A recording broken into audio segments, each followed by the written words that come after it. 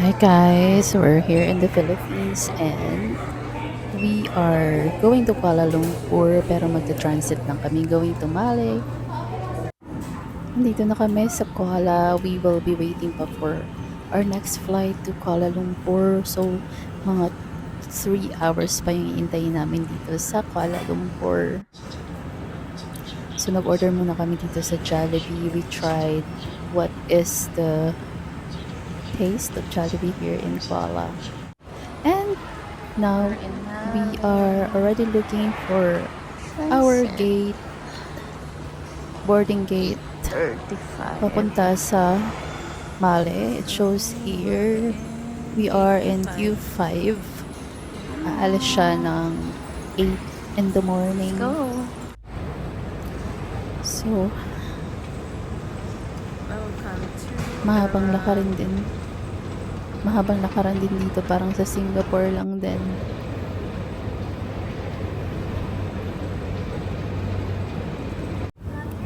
Okay, so we are going to Q5.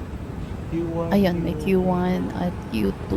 Q tayo. Siguro dito sa Punta left side. Ang laki din pala ng airport ng Kuala Lumpur. Ito yung hinahanap ko na capsule transit. Kung saan pwede ka mag-rest muna. For example, may waiting time ka na 6 hour before your next flight. Pwede ka dyan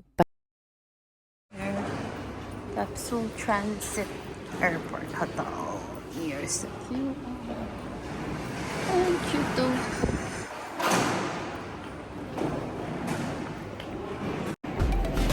There. Left man lang. 3 p.m.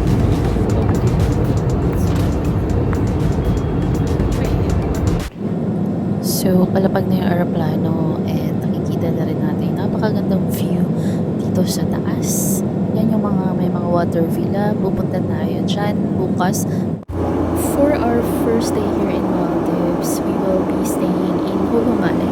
I booked a guest house for 1 day sa Sunny Suites Inn in Hulumale. Iikot ko kayo doon para makita nyo kung anong meron doon. And the next day, tayo ay magta-transfer sa water villa. We're here at last in Villana Airport. Yun yung pangalan ng airport nila dito sa Maldives. We're just looking for our bus na magdadala sa atin sa ating titirhan for today. So, yeah, see you later!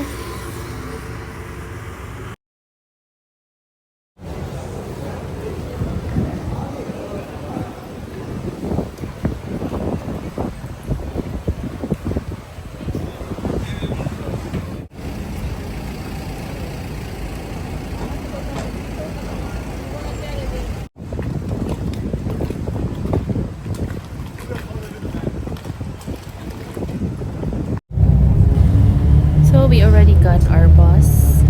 We're now going to our guest house. Ginamit namin yung credit card namin para magbayad sa bus because we do not have yet our FIA na currency. So, thank you sa Go With Mel for the tips na mga nakuha ko from them. I followed them, I watched their video para pagpunta namin dito. Hindi na kami masu-surprise. So, better follow than go with Mel. So, yung nakikita niyong tulay na yan is going to the Male City. Male nga pala yung pinaka capital nila dito, pero that's on the other side.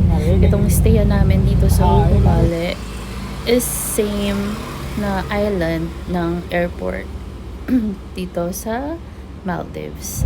Yung mga nakikita solar nyo yan, pala siya. that's actually solar panel. Solar panel. Siguro yung energy nila dito, electric energy, whatever, is galing sa solar. Very sustainable. That's a good job.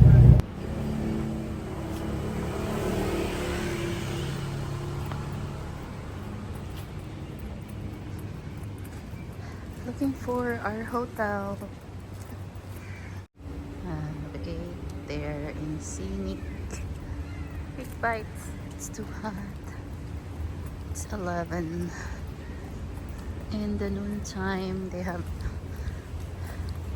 restaurants there. First food.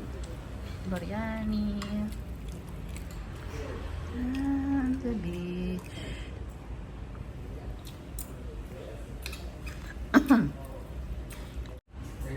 Ito yung menu nila, parang chicken biryani yung pinakamura, which is 95 rupiah. So we paid by a card kasi nga wala pa kami rupiah. That's actually 800 pesos. Here we are, our accommodation. So dito kami sa third floor, room 201. Sea view yung binayaran ko. So tingnan natin. Pag open mo ng pinto, it's a room tour. Madumi na kasi late na yung room tour ko. They have cabinet. And ito yung comfort room nila. Malinis naman. But they don't have hot shower, which is I really like. But yeah, we got it for 4,000 plus. I can't ask for more. And then ito yung lights nila nasa labas. Lights on. And that's it. Bed na siya. Double bed. And let's check the view outside. Ayan. We have a sea view room. We can have our breakfast. So, yun na nga. We got this guest house. So, guest house ang tawag dito. Hindi hotel or resort. For like 4,500 for one night. Kaya nagustuhan ko to kasi sea view siya. So, ayan, makikita mo yung mga dumadaan at syempre pinakamaganda dito, pwede kayong kumain dito sa balcony while watching the sunrise. I'm not sure if sunrise or sunset dito. Sa Agoda nga pala namin to binook. Yeah. Sorry, medyo makalat na but they offer naman tea and coffee dito sa kanilang box. Nice box. And dito sa kabila, they have candies, tumboy bawang and gardenia, and my coffee stevia. I bought it from Manila just to make sure na I have this favorite food of me. They have painitan naman ng tubig, TV, and that's it for our room tour. Hi guys! We are in Hol Humale. Ito yung isla na di natatawid from the airport. So, we will be staying here for just a day because we will be transferring to the Water Villa tomorrow. So, ayan, palagi may seaplane. Sila yung naghahatid ng mga tourists sa Water Villas Resort. So, lalakarin natin ang kahabaan ng Humali Island.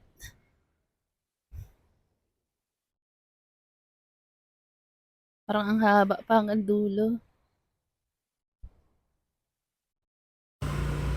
Let's go!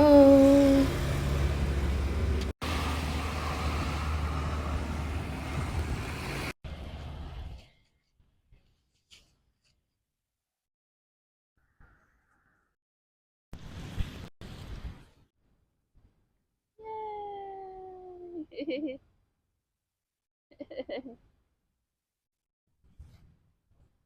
Anong oras na ngayon? For at 3:30. Mainit pa din. Alam ko mabagal dito gumabi. Speedboat. Ayun, may seaplane, tsaka may speedboat. Mas mahal nga lang kapag seaplane yung binook. Kapag speedboat, patawid sa water villa, 10,000 each. Pero pag seaplane, I think it's more or way expensive. Hi, oh, you're so cute. What's your name? Hi. Sweet din niya.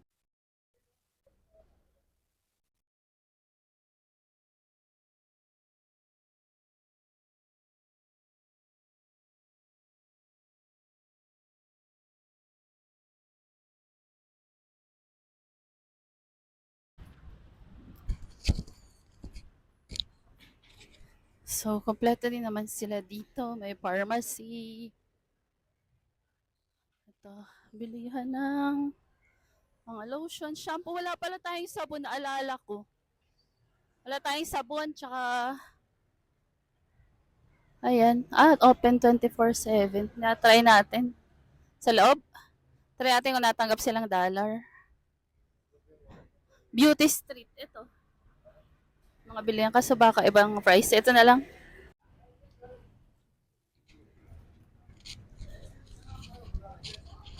So, bawal uminom dito. Walang bar. So, ang dami restaurant. So, food trip lang talaga ang mga people. Akala ko bar yung dinaanan natin. Pati yung design niya. Pero wala namang alak. Walang pala dito, lagad-lagad lang may kainan na. Oo, puro restaurant. Food trip lang. Walang mag-inuman. Walang alak. Wala ako nakikita nagsisigarilyo, di ba? Pwede naman okay. Ang daming kompetensya ng no, restaurant. Oh, nice. Nice. Garden. High Tide Restaurant. Ano, Ocean Kitchen. Tabi-tabi-tabi yung restaurant nila. Ocean Bubbles. Ano yata to? Milk tea. Ganda. Ay. 99 Sports Room Apartment for daily rent. Dami pagpipilian lang. So, pili mo kahit hindi ka ito, pilihan ng damit.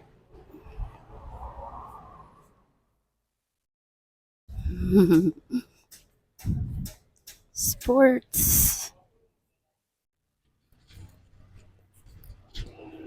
Plankton Beach. Puro hotel na dito. So, feeling ko di naman kayo mahihirapang maghanap ng hotel. For example, you were not able to book online. Pero yun nga, hanapin din siya sa immigration kung saan kayo titira. So, you need to book ahead. Ang tawag dito guest house, hindi hotel. Guest house.